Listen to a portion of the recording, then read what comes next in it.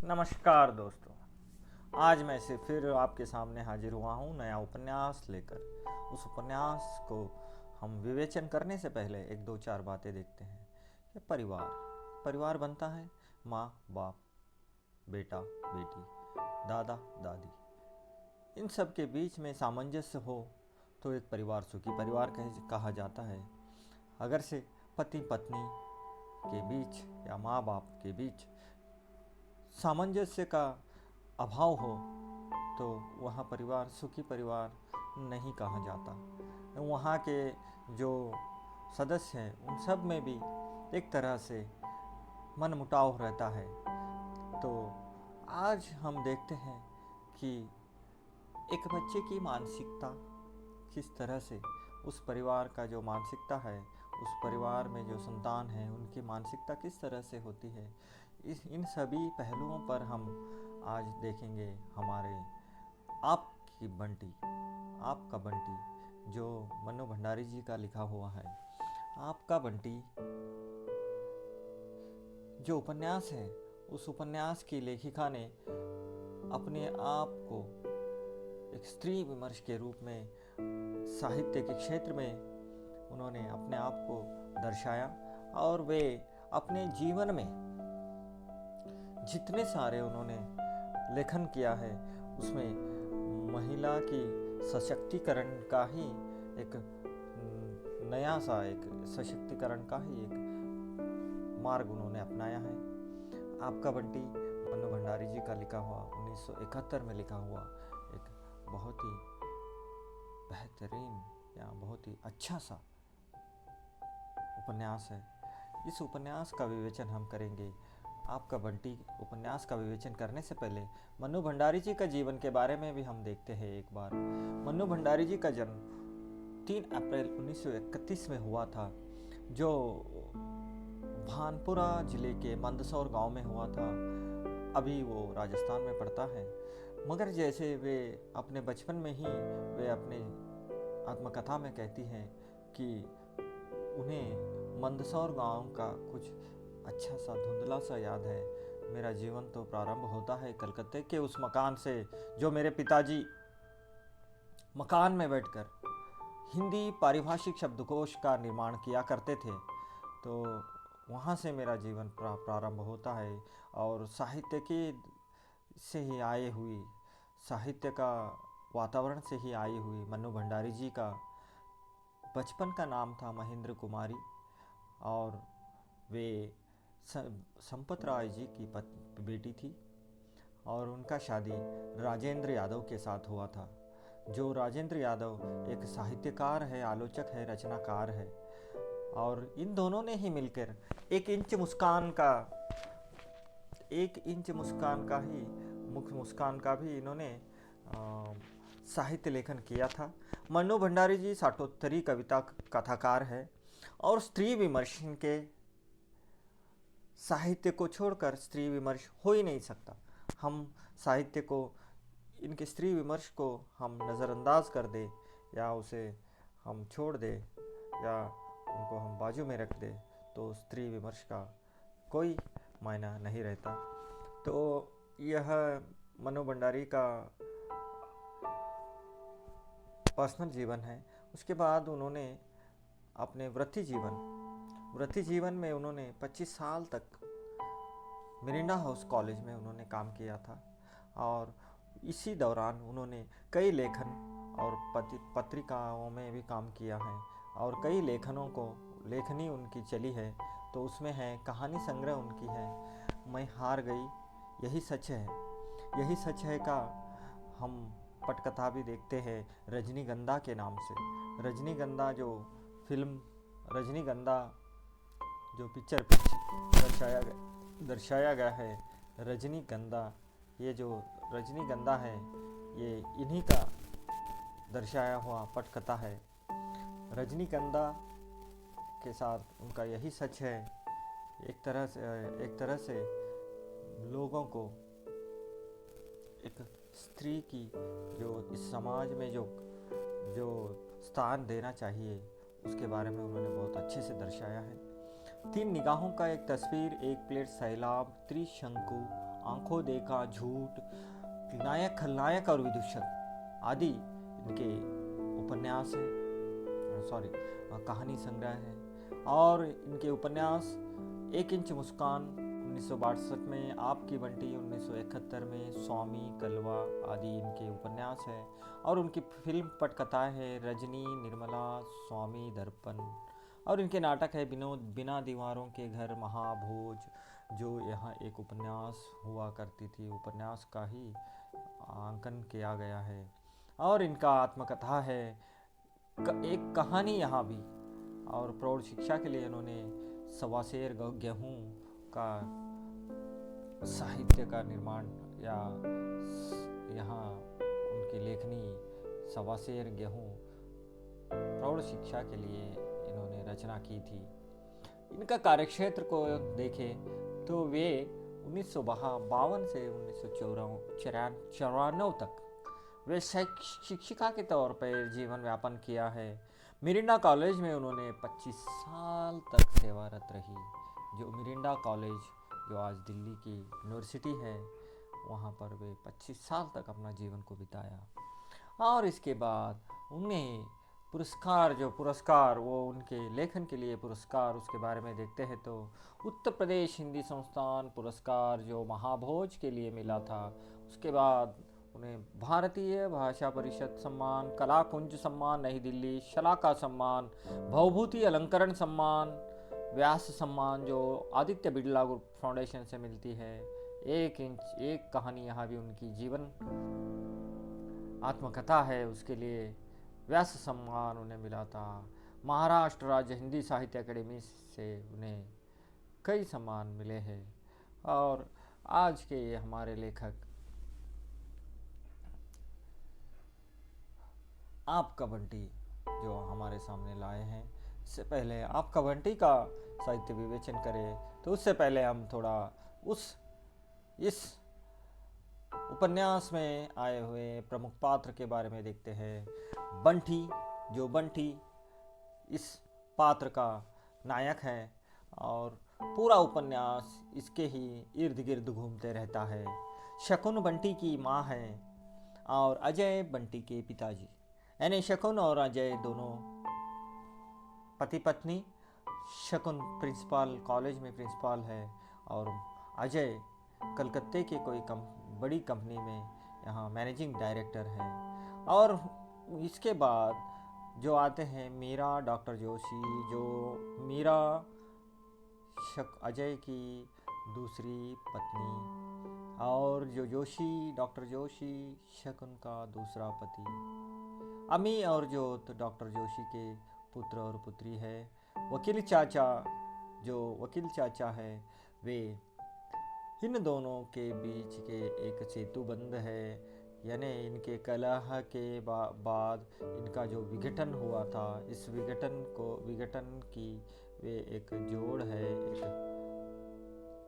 एक क्या कहते हैं उसे,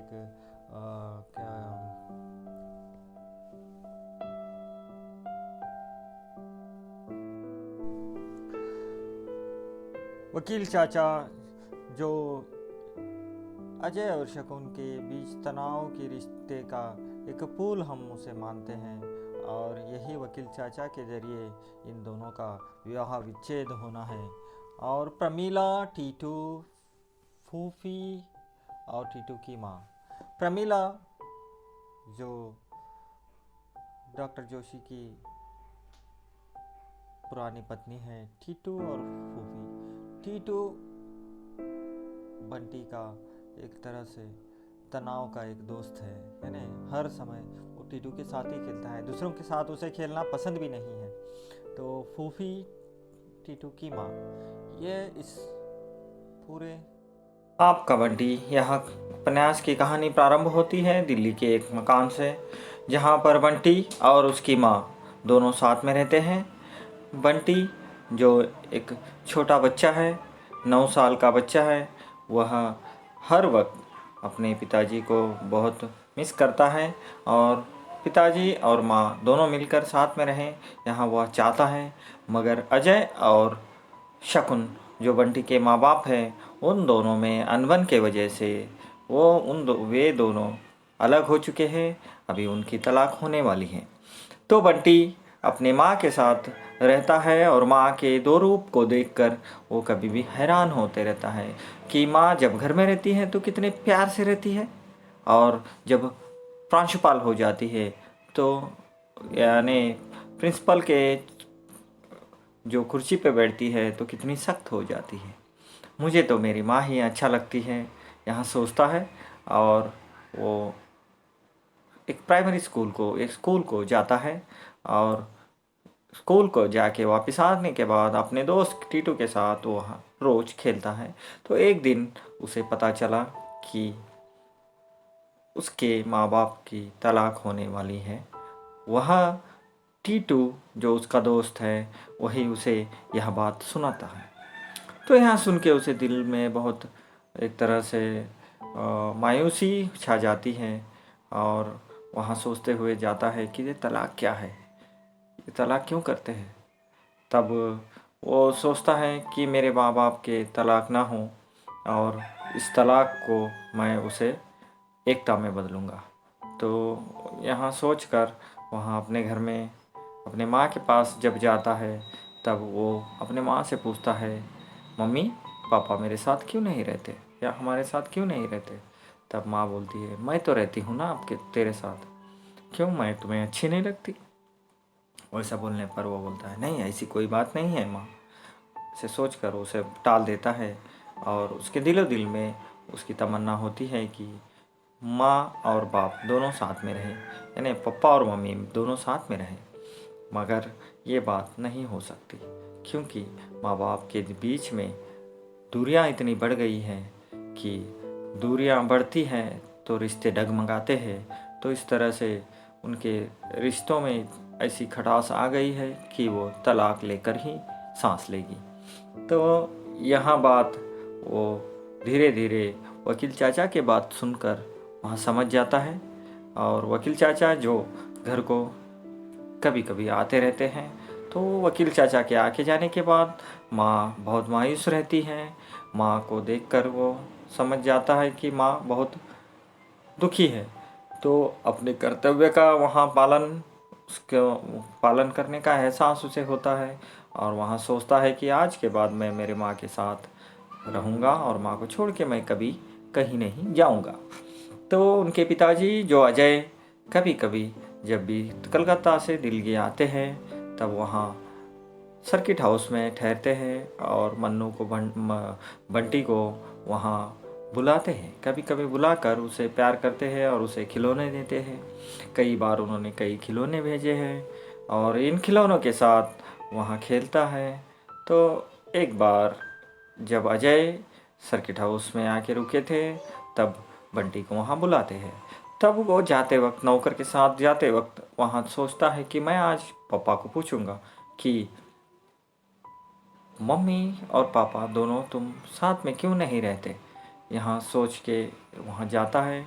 जाने के बाद वहाँ पिताजी को देखकर वहाँ यह प्रश्न पूछ नहीं पाता, मगर पिताजी कहते हैं उसे कि कलकत्ता आने के लिए उसे वो राज़ी करते हैं, या उसे वो पुचकारते हैं कि कहते हैं कि हम वहाँ पर ईडन गार्डन देखेंगे, विक्टोरिया मेमोरियल पार्क देखेंगे, विक्टोरिया मेमोरियल हॉल देखेंगे। यह सब कुछ बोलने पर बंटी कहता है, ठीक है जाएंगे, मगर माँ को भी साथ में लेके जाएंगे। इस प्रश्न का अजय उत्तर नहीं दे पाता, और बंटी वापस घर को आता है। तो बंटी जब घर को आता है तो माँ के दिल में भी प्रश्न उठने लगते हैं, और उसके खिलौने देखकर वो सोचती है कि ये खिलौनों के साथ जब बंटी आया है तो कुछ ना कुछ उसके दिल में एक अजीब सी एक आशा की किरण उठता है। मगर जो छोड़ने आए पिताजी अजय शकुन के साथ ऐसे व्यवहार करते हैं जैसे कि दूर के रिश्तेदार करते हो, और वो कहते हैं कि कल सुबह जल्दी हमें जाना होगा, कोर्ट में हमारा नंबर दूसरा नंबर है, अगर से हम चूक गए तो पूरा दिन वहाँ पर बैठना पड़ेगा। यहाँ उनके साथ बहुत ही कटु कटु मन से या बहुत ही तीक्ष्ण से यहाँ बात बोलकर वहाँ से वो निकल जाते हैं। यह बात सुनकर शकुन के दिल में बहुत दुख होता है, शकुन को बहुत दुख होता है। तो इस दुख के कारण वह रात भर सोचती रहती है और रात भर उसे नींद नहीं आती। सुबह जब उठ के कोर्ट के लिए तैयार होती है तो बंटी को वो कहती है, बंटी जाना चाहता है माँ के साथ कि कोर्ट में तलाक कैसे होता है वहाँ देखना चाहता है, मगर माँ बोलती है कि नहीं, वहाँ जाने से कोई फ़ायदा नहीं है, वहाँ पर बहुत धक्के खाने पड़ेंगे और बहुत इंतज़ार करना पड़ेगा। तो वो उसे वो साथ में नहीं लेके जाती। वो जाके आते हैं, आने के बाद लगभग तलाक का पूरा काम हो जाता है। दोनों में तलाक के एक दो आखिरी मुलाकातें ही बचे हुए हैं। तो इधर शकुन को पता चल जाता है कि अजय ने दूसरी शादी कर ली। तो इनकी दूसरी पत्नी है मीरा से उसने शादी कर ली। यहाँ बात शकुन को पता चल जाती है और इधर शकुन जो प्रिंसिपल है उसे डॉक्टर जोशी, जो शहर के बहुत बड़े न्यूरोलॉजिस्ट हैं, वे शकुन को चाहने लगते हैं और उनके दरमियान सामीप्य बढ़ने लगता है और डॉक्टर जोशी उसे विवाह का प्रस्ताव रखते हैं। तो शकुन बिना कोई देरी किए हुए शादी के लिए तैयार हो जाती है। और एक बार जब डॉक्टर जोशी शकुन को लेने के लिए घर आते हैं तब बंटी और शकुन दोनों डॉक्टर जोशी के घर को जाते हैं। तब जाते वक्त कार में जब बैठकर जाते हैं तो बंटी को पीछे बिठाया जाता है और शकुन आगे ड्राइवर सीट के पास बैठती है। तो इस बात को लेके बंटी को बहुत बुरा लगता है, यानी अपने माँ को दूसरे पराया पुरुष के साथ देखना उसे अच्छा नहीं लगता। यहाँ पर मनु भंडारी जी ने बतलाया कि बंटी को ना पिता के साथ कोई दूसरी औरत अच्छी लगती है, ना माँ के साथ कोई दूसरा पति अच्छा लगता है। तो बंटी को यहाँ बुरा लगता है, फिर भी वहाँ चुप रह जाता है और उनके घर को जाता है। शादी के दिन उनका स्वागत भी बहुत धूमधाम से होती है। डॉक्टर जोशी और शकुन दोनों की शादी हो जाती है धूमधाम से और बंटी और शकुन दोनों डॉक्टर जोशी के घर में रहने लगते हैं। तो माँ कहती है कि बंटी को जोशी को अपने पिता बुलाया जाए, मगर बंटी बोलता है कि मेरे पिताजी तो कोलकाता में हैं, मैं इन्हें अपना पिताजी नहीं मान सकता। यहाँ बोलने पर वहाँ बहुत बुरा लगता है और वहाँ मन ही मन सोचने लगता है कि माँ ये अब शादी के बाद मेरी माँ नहीं रही, वो मेरी उतनी ख्याल नहीं रखती है। तो यहाँ सोचकर वहाँ अकेलापन घुटन से अपना जीवन व्यतीत करने लगता है या रोज़ जीवन जीने लगता है। तब माँ को भी इस बात का पता चलता है, उसके दिल में भी यह बात पता है कि बंटी मुझे छोड़कर या अपने आप में रह रहा है, फिर भी वो अपना जो नया जीवन है उसे बंटी के लिए त्याग नहीं करना चाहती। तो वहाँ एक पत्र लिखती है अजय को, जो कि पहले जब दोनों का झगड़ा हुआ था या दूरियां हो गई थी तब अजय को बंटी के साथ रहने के लिए वो मना करती है या खुद अपने साथ में ही बंटी को रखती है। तो अभी वहाँ पत्र लिखकर कहती है कि तुम बंटी को लेके जा सकते हो। तो यहाँ पत्र पहुँचते ही अजय बंटी को लेने आता है और बंटी अजय के साथ जाने के लिए इस बार तैयार भी हो जाता है, क्योंकि उसके मन में लगता है कि माँ अब अपनी पुरानी माँ नहीं रही। तो यहाँ सोचकर बंटी क्या करता है, अपने साथ में सभी सामान को बटोर कर पिताजी के साथ कलकत्ते के लिए रवाना हो जाता है। तो कलकत्ता जाने के बाद वहाँ पर जो अपनी सौतेली माँ यानी अजय की दूसरी पत्नी मीरा के साथ उसे रहना पड़ता है। तो वहाँ उसके साथ रहते पिताजी भी एक दिन कहते हैं कि मीरा को अपनी माँ कहकर बुलाओ, मम्मी कहकर बुलाओ। तो वहाँ यह सोचता है कि वहाँ पर भी मैंने माँ के जो पति थे डॉक्टर जोशी, उन्हें भी मैंने पिता नहीं कहा, मगर वहाँ पर उसने बहुत ज़ोर से कहा था कि मेरे पिताजी कोलकाता में रहते हैं। मगर यहाँ पर अभी इस बार कुछ कह नहीं पाता और गुमसुम सा वही चेहरा, वही लिहाज, वही उसका जीवन यहाँ पर भी कलकत्ता में भी व्यतीत करने लगता है। यह सब कुछ देखकर अजय के मन में यहाँ ख्याल आता है कि बंटी को मैं हॉस्टल में रख दूँ। तो यहाँ सोचकर वो मीरा से बात करते हैं। तो मीरा के मनाही के बावजूद यानी वो मीरा सोचती है कि ज़्यादा से ज़्यादा बंटी को साथ में रखेंगे तो क्या होगा, खाना खाएगा, यहाँ पर काम करेगा।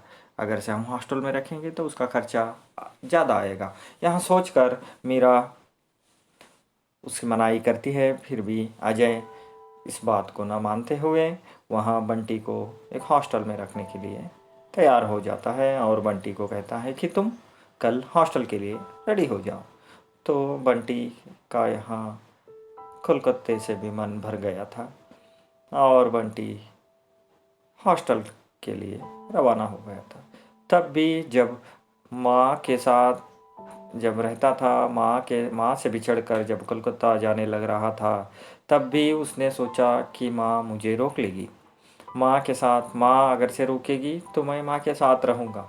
मगर जब भी माँ उसे नहीं रोकती और यहाँ पर भी पिताजी जो खुद उसे हॉस्टल भेजना चाहते हैं, तो यहाँ भी यही बात हो जाती है कि खुद ही पिताजी मुझे हॉस्टल भेजना चाह रहे। तब वहाँ सोचता है दिलो दिल में कि मुझे अभी अकेला रहना पड़ेगा। यहाँ सोचकर दुख होता है उसके मन में। फिर भी वहाँ अपने पिताजी के साथ ट्रेन में बैठ के हॉस्टल को रवाना हो जाता है। हॉस्टल जैसे जैसे नज़दीक आता है तब उसके अंदर कई प्रश्न उठने लगते हैं। दिलो दिल में बोलता है कि माँ भी नहीं रह मेरी न रही, ना पिता भी। यहाँ सोचता है और मैं अब अपने जीवन को किस तरह काटूंगा, या मुझे हॉस्टल में अकेला रहना पड़ेगा। यहाँ सोचते सोचते वहाँ सफ़र कर रहा होता है तो पिताजी खिड़की से दिखाते हैं, ये रहा तुम्हारा हॉस्टल, अभी जब ट्रेन रुकेगी तो हॉस्टल को हम पहुँच जाएंगे। ऐसा वह कहते ही बंटी के अंदर जो लेखिका लिखती है उसकी दिल पर रखा हुआ पत्थर दरकने लगा, यानी नीचे उतरने लगा और उसके दिल से पानी बहने लगा या आंसू बहने लगी, दिल से भी और दिल के अंदर से भी और आँखों से भी, यानी दो तरफ से भी उसके आँखें, दोनों तरफ से उसकी आंसू बहने लगे। आँखों में आंखें धुंधली होने लगी। जो उनके साथ सफ़र कर रहे थे पूरे, जो उनके साथ जो पैसेंजर्स बोल सकते हैं उसे, जो उनके साथ जो प्रवासी जो लोग वहाँ ट्रेन में बैठे हुए थे, उनको देखते देखते उसका आँख धुंधला हो जाता है और उसके साथ अपने पिताजी को देखने पर भी उसका आँखें धुंधले हो जाते हैं पानी के इसमें। तो यहाँ कहना चाहती है कि ना पिताजी भी दूसरे औरों के जैसे, यानी दूसरे सामान्य लोग लगने लगते हैं बंटी को। यहाँ बात होने के बाद यहाँ उपन्यास समाप्त हो जाता है। इस उपन्यास में बंटी का जीवन आगे किस तरह होगा, उसका क्या भविष्य होगा, इसके बारे में भी उन्होंने प्रश्न चिन्ह छोड़ दिया है। और इसका मूल समस्या है, इस आपका बंटी उपन्यास का मूल समस्या है तलाक, यानी तलाक की समस्या इसका यहाँ केंद्रीय समस्या है। तलाक से जो परिवार तोड़ देते हैं। तलाक जो है परिवार को तोड़ देते हैं, इंसानी रिश्तों को, यानी दो दिलों को तोड़कर यहाँ तलाक होती है। तो इसकी समस्या से जो परिवार में जो विघटन आती है तो उसका क्या असर पड़ता है, यहाँ मनु भंडारी जी ने बहुत ही सविस्तार से या बहुत ही हृदय विद्रावक उन्होंने यहाँ समस्या को केंद्रीय समस्या बनाया। और उसके बाद संतान के ऊपर मानसिक चित्रणा की समस्या, यानी जो बेटा या उसका संतान, जो पति पत्नी के जो संतान है वो न घर का रहता है न घाट का, इसका भी उन्होंने बहुत अच्छे से उनका चित्रण किया है। इसके बाद सबके दिलों में चलने वाली अंतर्द्वंद और कुंठाग्रस्त जीवन में संघर्ष की समस्या, यानी कुछ कहना चाहते हैं फिर भी नहीं कहते। कई बार शकुन के दिल में आता है कि हम लोग एक हो जाए, मगर उसके अंदर एक समझौता कर ले, मगर उसके अंदर एक अहम होता है कि अजय आके मुझे माफ़ी मांगे तब मैं उसे माफ़ कर दूं, इस तरह से। और एक तरफ होता है कि हम क्यों जी रहे हैं, क्या हमारा जीवन का एक उद्देश्य है, यह भी इस उपन्यास में हम बहुत बार देखते हैं। और कई बार जितना भी दुख होता है उसे हम व्यक्त भी नहीं कर सकते। संत्रास और घुटन की समस्या इस उपन्यास में हम देख सकते हैं। और यहाँ पर एक बार जब डॉक्टर चाचा इनके पास, शकुन के पास आते हैं तो उसे कहते हैं कि जो भी करना है तुम्हें अभी जल्दी करना है, क्योंकि जब दूरी गड़बड़ा जाती है ज़िंदगी लड़खड़ा जाती है। तो यह बात भी इस उपन्यास का एक अर्थ निकालता है कि इंसान को जब भी कुछ कहना हो तो बिना कोई देरी किए गए कहे, नहीं तो वो अपने दिल में ही समाधि बनकर रह जाएगा। और यहाँ पर दिखाया गया है समझौते का प्रयत्न तो यहाँ एक दूसरे से करना चाहते हैं, मगर यहाँ पर वहाँ समझौता नहीं, वो एक दूसरे के अनुकूल करना नहीं चाहते, वो एक दूसरे को पराजित करना चाहते हैं। तो यहाँ इस उपन्यास का मूल कारण है। यह उपन्यास को मैं इसी एक इस पर मोड़ पर छोड़ देता हूँ कि जिस घर में पति पत्नी दाम्पत्य जीवन खुश नहीं है, उस घर का जो संतान है उस पे क्या गुजरता है। और ये जो बंटी है, ये बंटी आगे भी रहेगा, पहले भी था, अभी भी है, आगे भी रहेगा। तो ये बंटी का जो जीवन है आगे क्या हो जाएगा, यहाँ इस विचार के ऊपर मैं आज का यहाँ उपन्यास समाप्त करता हूँ। धन्यवाद।